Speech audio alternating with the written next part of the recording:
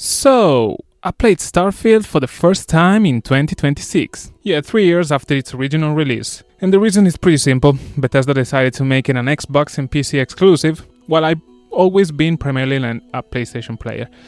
So whether I like it or not, I had to wait. Looking back though, that might have been the best thing that could have happened. Because if you remember Starfield's launch back in 2023, the conversation around the game was complicated. On one hand, the hype was absolutely massive.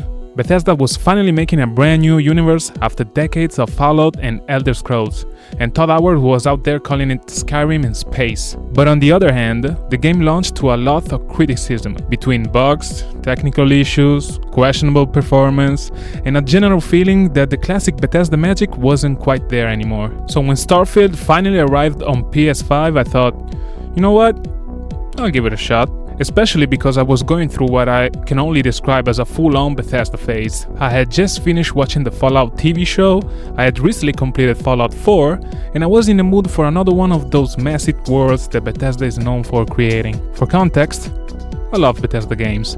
I've spent hundreds of hours in Skyrim, I really enjoyed Fallout 3, I absolutely loved Fallout New Vegas, and despite all the controversy surrounding it, I had a great time with Fallout 4 as well. I even tried Fallout 76, but the game never really felt like the type of Bethesda experience I typically enjoy. So naturally, Starfield was next on the list. After roughly 17 hours, completing the main story and most of the major side content, I think I have a pretty solid understanding of what Starfield is. And I can say with confidence that most of the criticism people had in 2023 are still valid in 2026.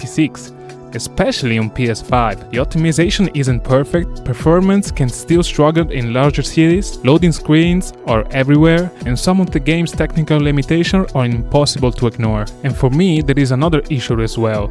Mods. Because as much as Bethesda games has always thrived thanks to their modding communities, the PS5 version still feels limited compared to Xbox and PC. Now, I know that is not Bethesda's fault, but it's mostly Sony's fault. But still, many of the most popular mods still aren't available. And that's honestly a shame, because after downloading nearly 10 gigabytes of mod, my experience changed dramatically. The game became more immersive, more dynamic, more engaging. The AI finally felt like wasn't the dumbest shit ever, and that was the moment that Starfield finally clicked for me. But let's talk about the biggest question surrounding the game. Is Starfield really Skyrim in space? Well, yes, but probably not the way Bethesda intended. When Todd Howard called Starfield Skyrim in space, many people imagined the next evolution of the Bethesda formula. Instead, Starfield often feels like Skyrim in space in both its strengths and weaknesses, and that's where a lot of disappointments come from. Skyrim came out in 2011. Many of the design choices that already felt somewhat outdated back then are still present today. Rigid NPCs behaviors, static dialogue systems, mediocre AI. Like I said, it feels like shit. Dated facial animation, worse than ever. Constant loading screens, which kills the immersive explorations. Systems that feels like they're from previous generation RPGs, and the result can be this strange contrast. Systems that feel really updated, but visually Starfield can be absolutely stunning. I mean, some of the planetary landscapes are gorgeous. The lighting is fantastic.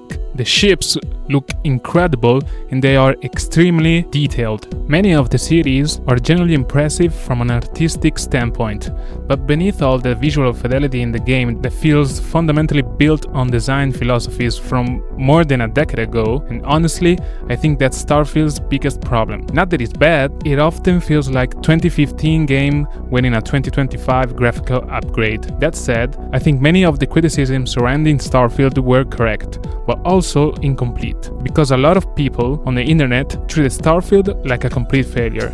And I don't think that's fair. The game actually does a lot of things well. The problem is that many people expect it to be something entirely different. A lot of players wanted a true space exploration game, something closer to No Man's Sky, a game about endless discovery, seamless travel, and getting lost among the stars. But Starfield isn't really that game. At its core, Starfield, it's a Bethesda RPG. It's about factions, quest lines, character progression, role-playing, dialogue choices, jank, bugs, and mods. Although one major issue remains, exploration. Historically, Bethesda's greatest strength was always been organic exploration. You pick a direction and you start walking. Then suddenly, you discover a cave, a quest, a strange NPC, or somebody that tries to kill you. And Starfield struggles to recreate that. Too much of the experience is hidden behind menus, fast travel, and loaded screens. And because of that, exploration never feels quite as natural or rewarding as it did in Skyrim and Fallout. As for the main story, it's probably the part of the game that impressed me the least. It's not terrible, there are definitely some interesting moments, especially in the final act, but for the most of the campaign, you're essentially collecting artifacts and following a fairly repetitive structure. Which brings me to another criticism that I think it's absolutely justified. Starfield takes way too long to become interesting. People used to say the game only gets good after 10 or 15 hours, and honestly, they're kinda right.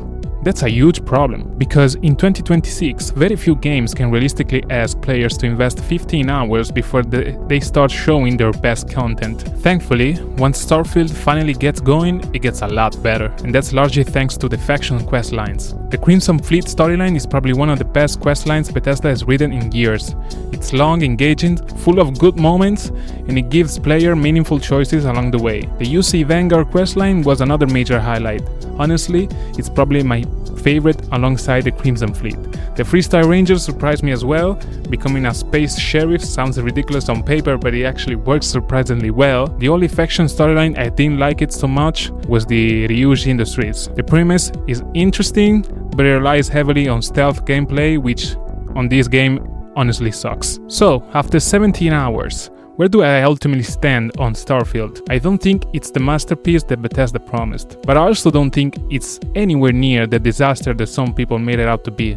It's a good Bethesda RPG, a flawed one, a game filled with technical issues, questionable design decisions, and plenty of that classic Bethesda janks that feels incredibly difficult to excuse in 2026. But it's also a game capable of delivering dozens of hours of good adventures, great faction storylines, and those moments where Bethesda unique magic still managed to shine through. Maybe it's not the next Skyrim, maybe it's not the future of space RPGs, but after finally playing it in 2026, I can say I had a genuinely good time with it. And at the end of the day, that's the best thing a game can do for you. Leave a comment down below, let me know what you all think, and I'll see you on the next one.